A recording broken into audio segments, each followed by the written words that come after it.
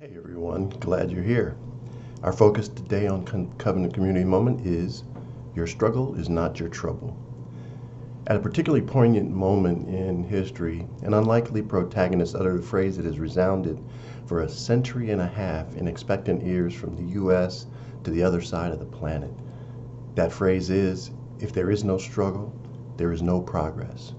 These words were spoken by Frederick Douglass, a man born into slavery and liberated more by his mindset than his escape from brutal bondage in the South. What a statement.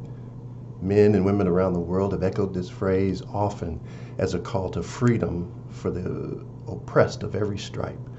And I, for one, can't help but consider this through the faith context. In fact, Douglas's amazing story of struggle generates a profoundly convicting question. Why do modern Christians seem to resist struggle harder than we resist the deceptions of the enemy? For any who may not recognize the word struggle, in the church context, it's trials and tribulations, y'all. As a general proposition, we church folk don't much care for struggle.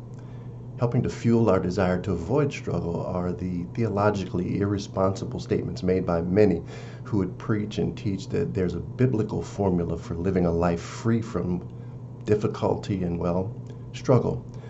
But the problem with that unfortunate theology is that it's not what God's word says. In fact, the Apostle Peter made it very plain when he encouraged churches everywhere, saying, "Dear friends, don't be surprised by the fiery trials you're going through as if something strange were happening to you." That's in 1 Peter 4. Please recognize that your struggle is not the trouble. Don't exert so much effort trying to sidestep the difficult things that life brings your way. In your own daily walk, consider following in the footsteps of Frederick Douglass by facing your struggle.